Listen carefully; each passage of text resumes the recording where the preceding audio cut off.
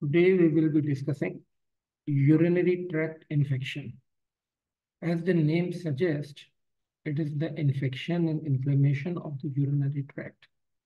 Basically, urinary tract is more of a surgical or urological topic, but nephrology also deals with urinary tract infection.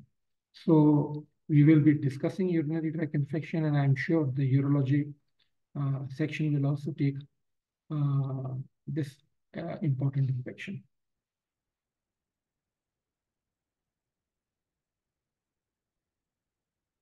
Now today what we will do is, we will first define urinary tract infection, elaborate the risk factors for urinary tract infection, its pathogenesis, and different ways of classifying urinary tract infections, clinical features of upper and lower urinary tract infections, and how to approach patients with UTI. Finally, the management and a few suggestions about the prevention of this common disease.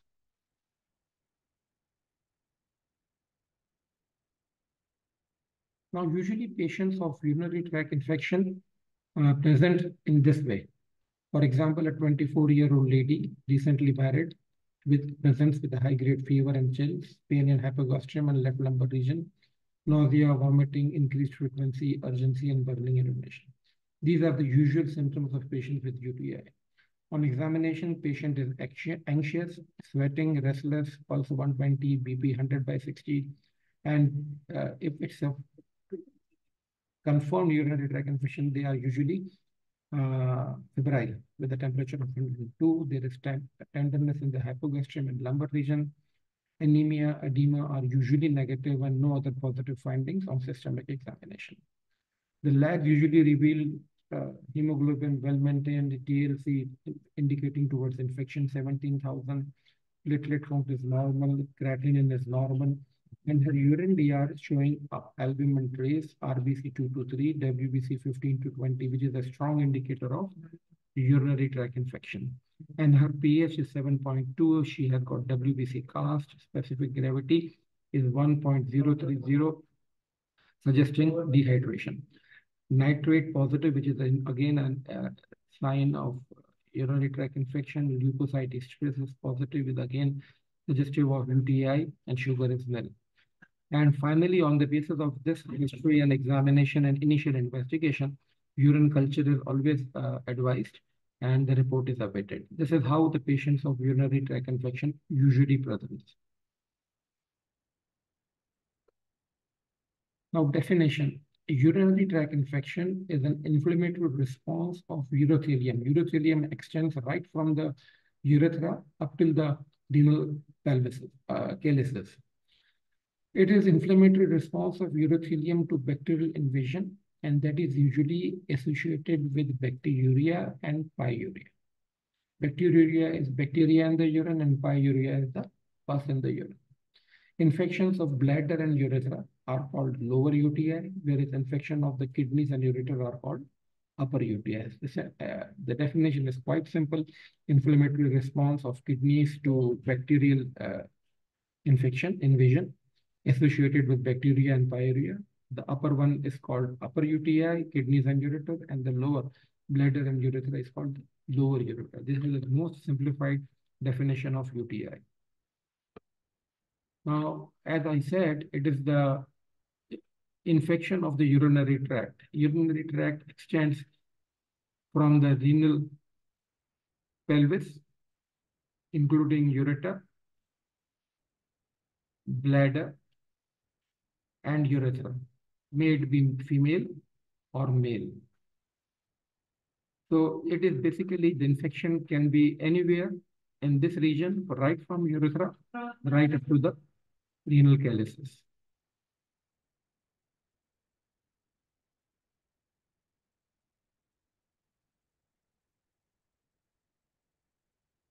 Risk factors for urinary tract infection. The most important risk factor is structural and functional abnormalities of the urinary tract. It is more common in females. Pregnancy is also a risk factor, mostly because of the stasis and the enlarged size of the kidneys. Postmenopausal women are also more prone to urinary tract infection, chronic constipation, and prior conditions like previous UTI, history of kidney surgery or instrumentation, patients who are on immunosuppression or are immunosuppressed, example, diabetes. Other factors which may contribute to the urinary tract infection are the sexual intercourse. In sexually active males and females, it is common. Catheter-associated urinary tract infection is the most common cause of nosocomial. Nosocomial means infections occurring in a hospital. Indwelling urinary catheters are the most common cause of nosocomial urinary tract infection. Now, there are four possible ways of entry of bacteria into the urinary system. Periurethral ascending bacteria, this is the most common, especially in women, due to short urethra. In fact, prostatic secretions have antibacterial properties and that provide men additional protection. The two important factors which contribute to the protection of the male patient from UTI is the uh, antibacterial properties of the prostatic secretions and relatively larger urethra. Penis and urethra is larger as compared to females. These are the two factors which protects males relatively from urinary tract infection. The other mode of transmission is hematogenous spread, especially in immunocompromised patients and neonates. And in hematogenous spread, the organisms which can be implicated are Staphylococcus aureus, Candida species, and tuberculosis are the common pathogens. But don't say that only these bacteria can spread hematogenous. The gram-negative bacteria can also spread through bloodstream. Lymphogenic spread through rectal, colonic, and periuterine lymphatics. This is an uncommon mode of transmission. Direct extension in patients with intraperitoneal abscesses, pelvic inflammatory disease, or vesicovaginal fistula. Directly, they invade the urinary system.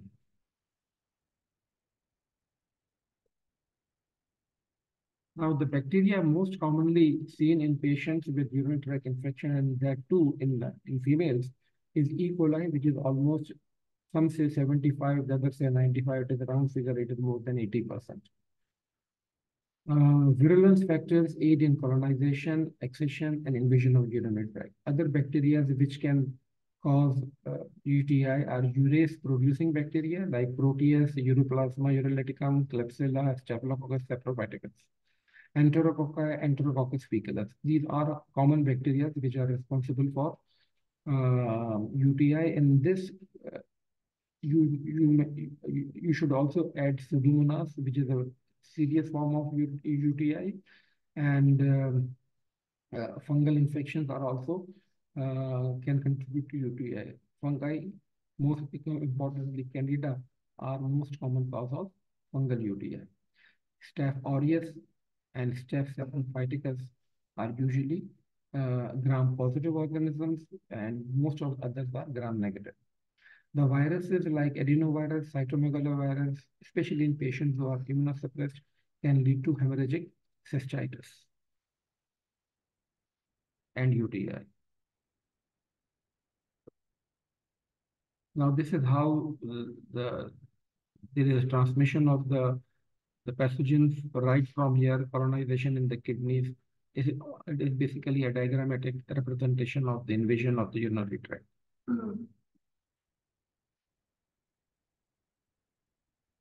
Now, how do we classify urinary tract infection? There are various methods of classification.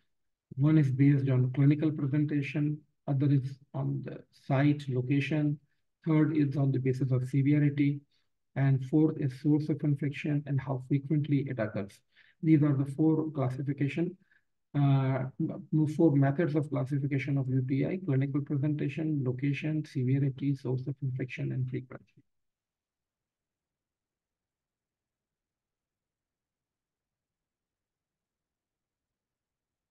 Now, clinical presentation can be asymptomatic bacteria, patients having at least 2 consecutive midstream samples showing colony count of more than 100,000. Or This is for women, but if in a male, a single specimen, midstream specimen, showing a colony count of more than 100,000 is, and without having a positive culture, is a form of asymptomatic bacteria. Patients are asymptomatic, but they are passing bacteria in their urine. This may progress to symptomatic UTI, and E. coli is the most common agent. Pyuria is the presence of WBC more than 5 WBC per high power field in the urine. It generally is indicative of infection or an inflammatory response of urothelium like stones, bacteria, or indwelling foreign body.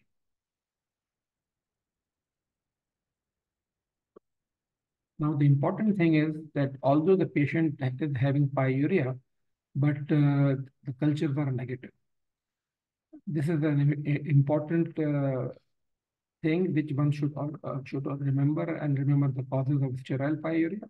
Presence of significant pyuria that is not accompanied by evidence of bacteria in the urine on standard microscopy or on culture. The non-infectious causes of sterile pyuria are contamination of the urine sample, urine DI गलत बोतल में था, glomerular or tubulointerstitial diseases, which we have already discussed, which can cause sterile pyuria, and inflammation of or trauma of the urinary tract can also lead to sterile pyuria. But there are other causes also. For example, pregnancy can also be a cause of sterile pyuria. Now, the infectious causes of sterile pyuria, which are usually not positive on cultures, the routine cultures are gonorrhea, chlamydia, herpes genitalis, trichomoniasis, and urogenital tuberculosis, and schistosomiasis. These are the infectious causes of sterile pyuria. In this, uh, you should also add, which the thing which you should remember is tuberculosis, because tuberculosis is quite prevalent in this part of the world. Now, on the basis of location, UTI can be divided into upper UTI and lower UTI. Infections of kidneys and ureter, which is called pyelonephritis. Chills, fever, flank pain, and constitutional symptom. Pyelonephritis is a serious condition. Most of the time, patients do require admission. Lower UTI include bladder, prostate, urethra, which can lead to cystitis, urethritis, and prostatitis. On the basis of severity, UTI can be divided into uncomplicated UTI, complicated UTI, and urosepsis, which is a very serious condition. Uncomplicated UTI is acute or sporadic recurrent lower and upper UTI limited to non-pregnant women with no known relevant anatomical or functional abnormality within the urinary tract or comorbidities. This is a simple, straightforward UTI which can occur to anyone.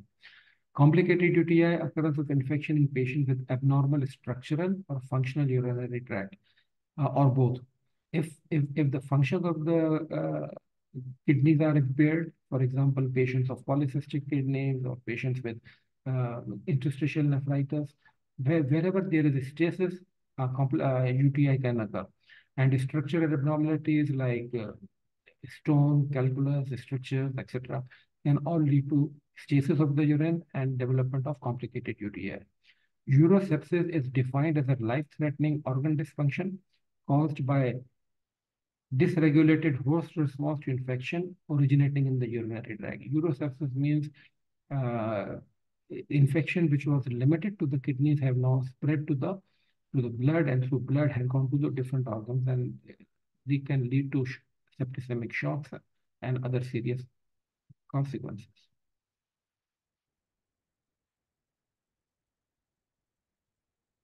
These are the commonly associated pathogens with uncomplicated UTI like E. coli, Staphylococcus, Enterococcus, Klebsiella, and Proteus. Complicated UTI, of course, Pseudomonas is a very bad organism, can lead to resistant UTI, Acinetobacter, Enterococcus, and Staphylococcus species. More than 80% of cases, sexually active females, uh, and or it may be associated with stone because they produce urine resulting in alkaline of urine favoring a stone formation. Complicated UTI are more common with catheters, nursing home and hospitalized patient, and staph aureus is present, and it can be because of hematogenous spread of bacteremia.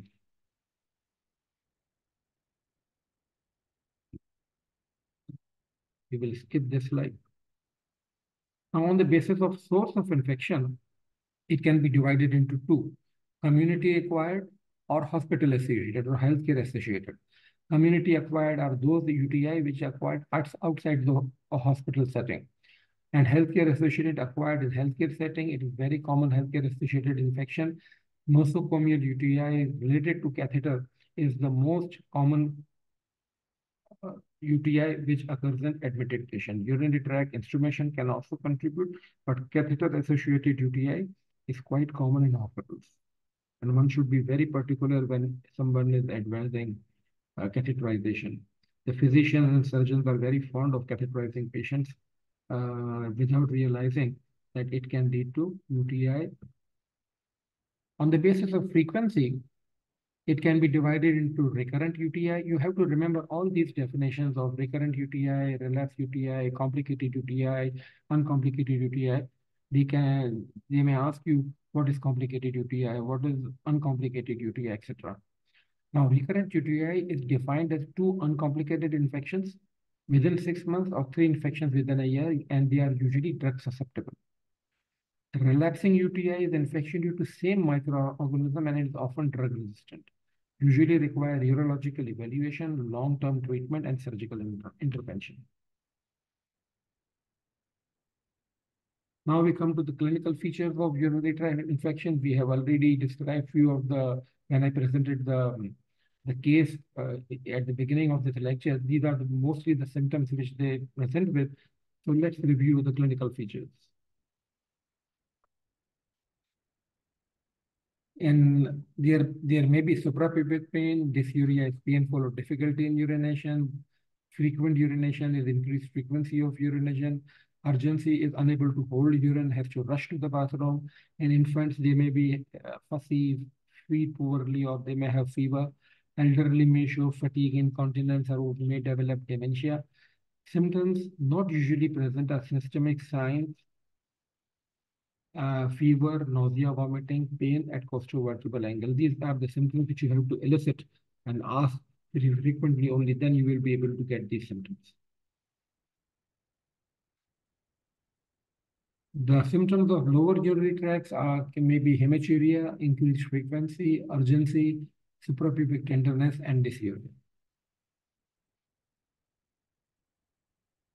Now, acute interstitial nephritis is an interesting entity, more commonly affects women than men.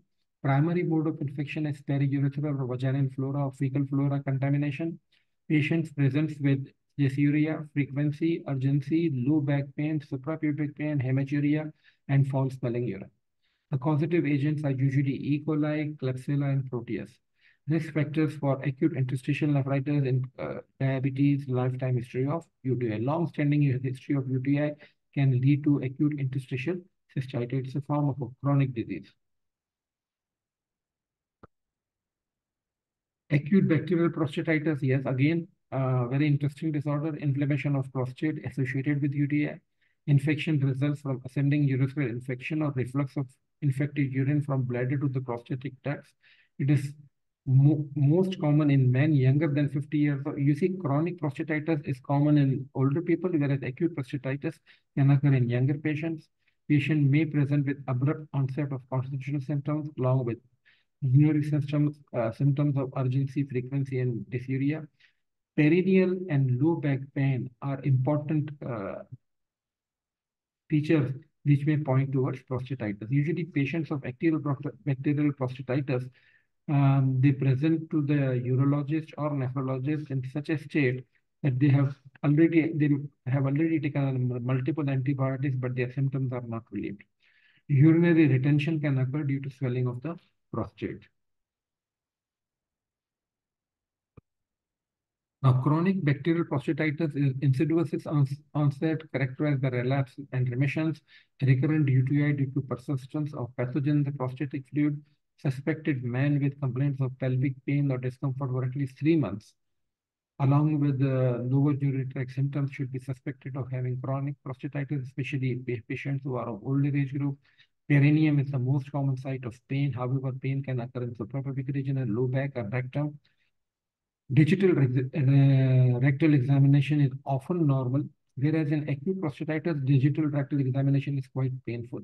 Whereas in chronic prostatitis is usually normal. Occasionally, we may find tenderness, or, or maybe we may also find hardness of the prostate, prostatic calculi may be found.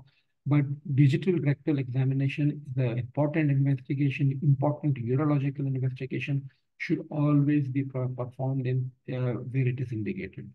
One should not feel shy about doing digital examination. Urethritis mostly acquired during sexual intercourse in younger age group, categorized into types caused by gonorrhea and other organisms. Patient presents with dysuria and urethral discharge. Urethral discharge is a very important presenting complaint of patients with urethritis. Patient with recurrent infection may develop obstruction or providing symptoms due to development of urethral stricture. This long-term urethritis may lead to stricture of the urethra, and then they have all the symptoms related to obstruction.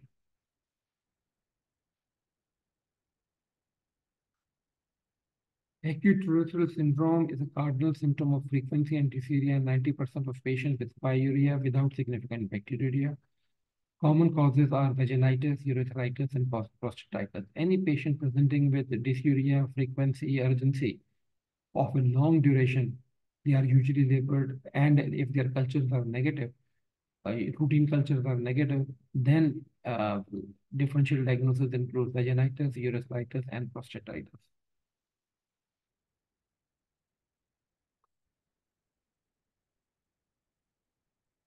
In upper urinary tract infection, you get fever, flank pain, fatigue, nausea, vomiting, features of pyelonephritis. This is again, upper UTI is a serious disorder because the kidneys are involved.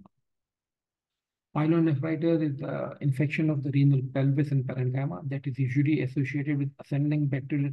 Most of the time, acute pyelonephritis is because of ascending infection or from the bladder. Clinical features invariably fever, high-grade 104, flank pain, costovertebral tenderness. Other features of cystitis like dysuria, frequency, and urgency may also be present, but the main symptom is of pain in the lumbar regions, abrupt onset, high-grade fever, and flank pain.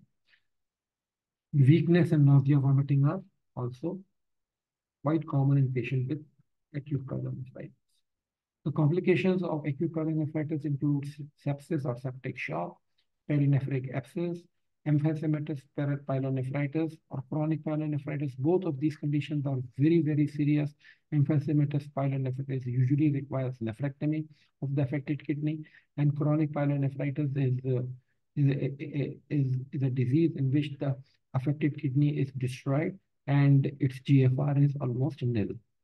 Recurrent bacterial pyelonephritis, atrophic scarred kidneys, which again, as I told you, that if both the kidneys are involved, the patient with chronic pyelonephritis will have a scarred kidney, small, shrunken, irregular in shape, size kidney, and they may ultimately land up with end-stage kidney disease requiring renal replacement therapy in the form of dialysis or transplant. This is the diagram of patients showing acute pyelonephritis.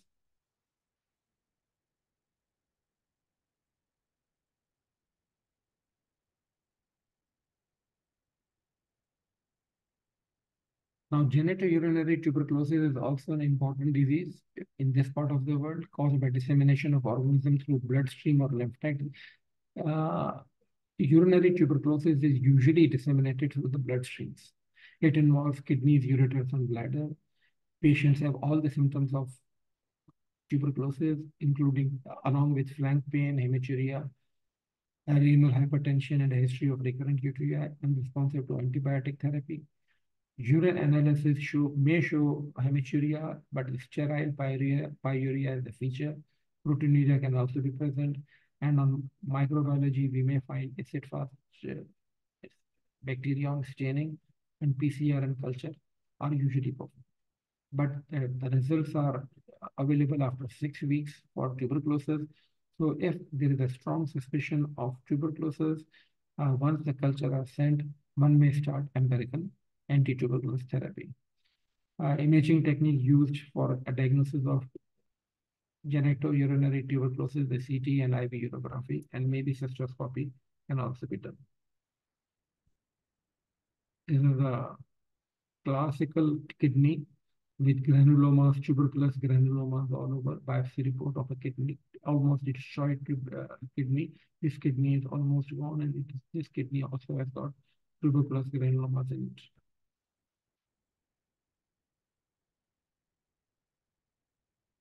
The treatment of genital tuberculosis is 6 months course of isoniazid, rifampicin, or ethambutol, or biopyrotamide. If there is urethral structure is developed, then may lead to stenting of the structure. And if kidneys are absolutely destroyed, then there may be a need for partial or total nephrectomy. And we may have to perform bladder augmentation because of urethral structure requiring augmentation. This basically are a surgical procedure. Now, how do we manage patients with UTI?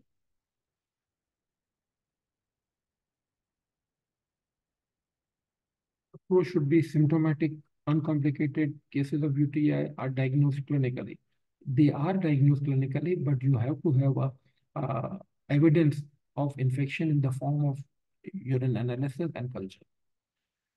Urine analysis is the most important initial diagnostic test indicated in patients with unclear history of symptoms. In fact, urine analysis is indicated in all patients presenting with renal symptoms.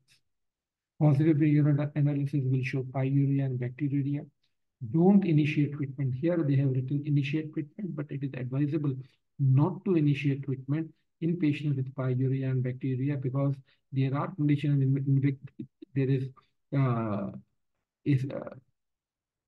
sterile pyuria, or there are conditions in which there is bacteria because of contamination. So if the urine analysis is positive for pyuria or bacteriuria, always advise culture. And even if the urine analysis is negative and there is a strong suspicion, always advise urine culture. Of course, UTI is a clinical diagnosis supported by urine analysis and culture. Approach entails history, examination, and investigation and management. History is very important. In lab investigation, dipstick or microscopic examination of urine, how do you collect urine? That I have already described you in interpretation of urine DR. Midstream urine specimen after washing and cleaning urethra, both male and female. Suprapubic needle aspiration is required in those who are unable to pass urine and have got retention. And sterile needle aspiration urine from catheter. And when the patient is catheterized, either we can take urine from a sterile needle from the catheter pubic, or we can disconnect the catheter and from the collection tubing line and collect the urine sample. But ideally, it should be done in an aseptic sterile manner.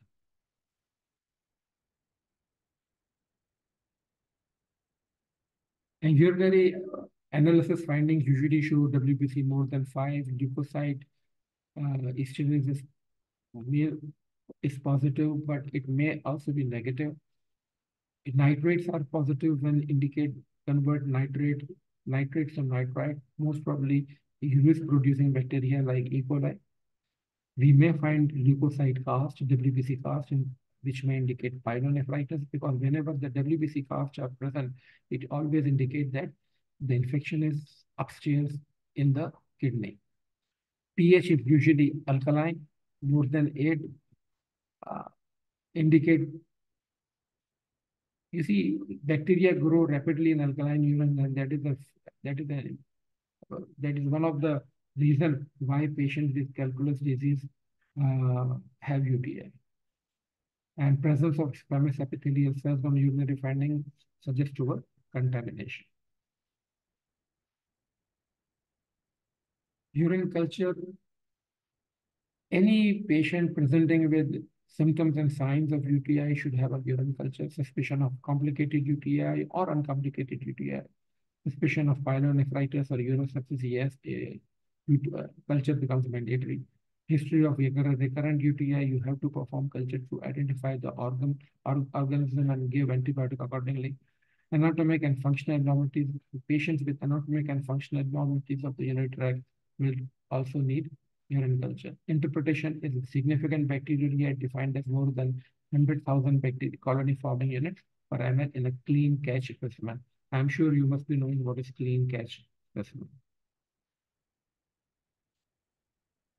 Additional diagnostics which can be done is CBC, pregnancy test, and testing for sexually transmitted diseases. But the most important is urine culture.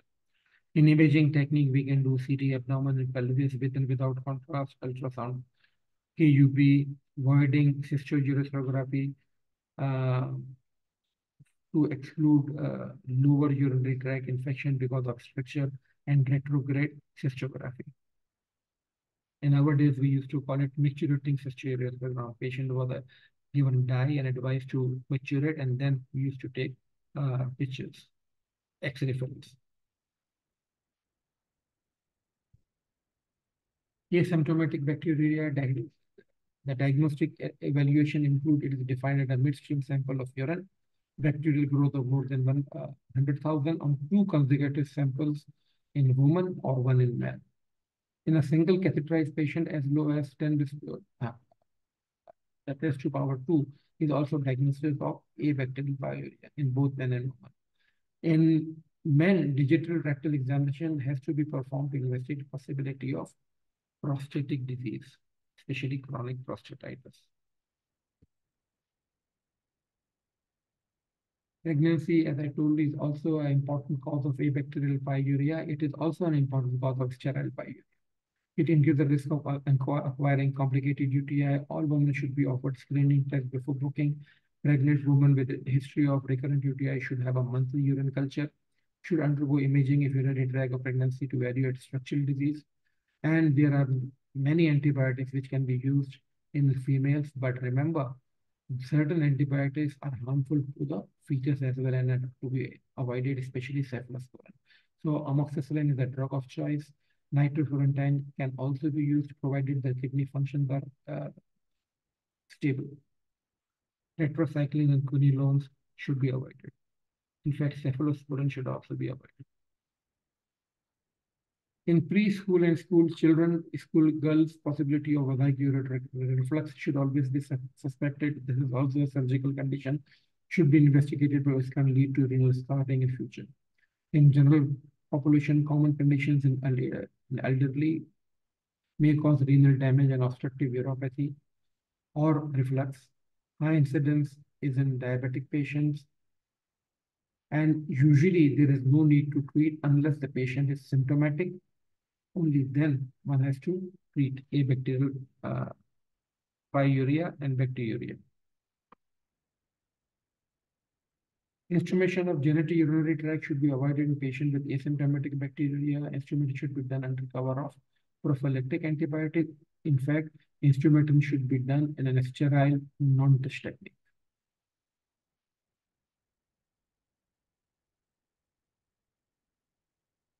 Uncomplicated cystitis and accurate diagnosis made on focus history of lower urinary tract.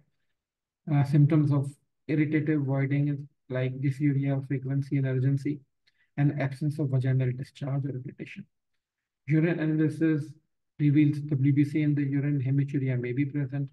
Urine culture may be required to confirm the diagnosis and identify the positive organism. Radiologic imaging is often not necessary. And it will not be of any help in cystitis.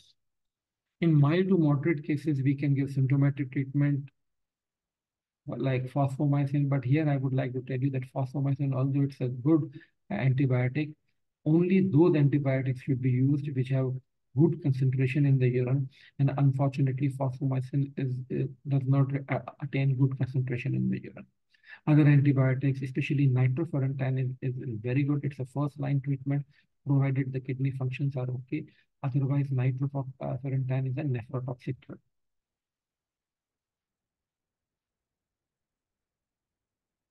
Acute bacterial prostatitis, yes, history of constitutional symptoms, fever, malaise, allergia, urinary symptoms, and sometimes present with urine retention.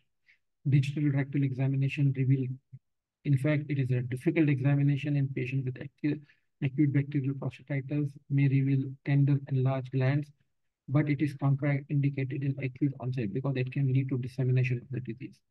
Urine analysis reveals WBC and sometimes hematuria. Diagnosis is made by microscopic examination and culture of prostatic secretion and culture of urine obtained before and after prostatic massage. You know how do you collect prostatic secretions?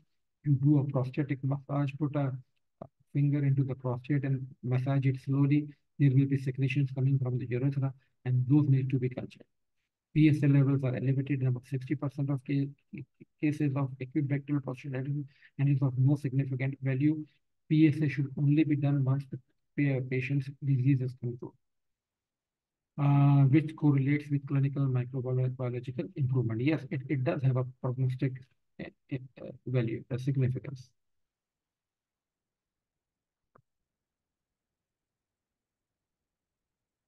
In case of acute bacterial prostatitis, parenteral administration of high-dose antimicrobials such as broad-spectrum penicillin third gen is recommended because it's a difficult condition. You need to literally hammer the patients with large doses of antibiotics, and initial therapy includes aminoglycoside, but aminoglycoside, again, remember that it is a nephrotoxic drug, should be used in caution with impaired kidney function. After normalization, we can substitute with oral therapy. Approximately 10% of patients with acute prostatitis will experience urinary retention, which can be managed by suprapubic and urethral catheterization.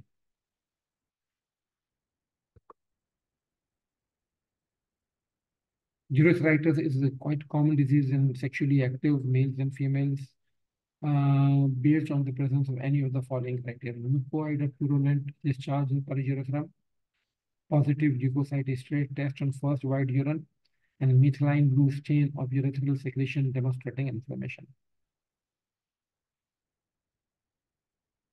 Remember, WBC more than 5 is strongly suggestive of urethritis. This is a urethrogram showing structure urethra. Basically, it's a retrograde urethrogram. You inject dye from the urethra and observe where the dye stops or where there is obstruction to the passage of the dye up to the bladder. These are the different antibiotics which are used. Uncomplicated pyelonephritis, clinical diagnosis, history will reveal fever, chills, costovertebral angle tenderness, may also be associated with lower urinary tract symptoms like frequency, urgency, and dysuria. Urine analysis, including assessment of white and red blood cells and nitrate, is recommended for routine diagnosis. Blood analysis reveals leukocytosis, raised ESR, or CRP. This is a classical CT scan showing kidney pyelonephritis, abscess developing. There is collection of pus in the tubules. Contrast can accurately demonstrate reduced perfusion of the affected renal segment. This is reduced perfusion and renal enlargement as compared to the kidney. The antibiotics which can be used in acute pyelonephritis include fluoroquinolones, levofloxacin, and other antibiotics like noroxin are favored. Combination of trimethoprim and sulfamethoxazole by the name of Ceptron can also be used. These are the different regimens which are used in patients with pyelonephritis. Whatever the regimen we follow, we have to complete the entire duration and recommended course of the antibiotic. Now, how do we prevent urinary tract infection? This is important. We have to keep on increase our fluid intake. One should always have at least 3.5 to 4 liters of fluid, especially we are living in hot climates. Timely bladder emptying. Don't hold the urine unnecessarily. Whenever there is the urge to pass urine, go into the bathroom and pass the urine. One should always do post-coital voiding, and adequate genital hygiene is very important in the prevention of UTI. Now, chemoprophylaxis is also done in patients with uncomplicated recurrent UTI. Low-dose antibiotic given for longer duration of time. Trimethoprim and sulfamethoxazole combination by the name of Ceptron can also be. These are the antibiotics which are used in low dose for a longer duration of time so as to suppress the bacterial growth. Non-antibiotic prophylaxis include cranberry products. I don't know if they are of any benefit or not. And topical estrogen administration is also sometimes recommended. These are the different references from which this presentation was prepared, and I thank you. So now we have done almost all the glomerular lesions and tubulointerstitial nephritis, along with congenital diseases like polycystic kidney disease and renal tubular acidosis and UTI. Next lecture will be on, you see, the end result and consequences of all the glomerular and the tubular disorder is kidney failure. And this can be of two types, acute kidney injury and chronic kidney disease. The subsequent lectures will be on acute kidney injury and chronic kidney disease, and the final lecture will be on how to manage chronic kidney disease, renal replacement therapy. Thanks a lot.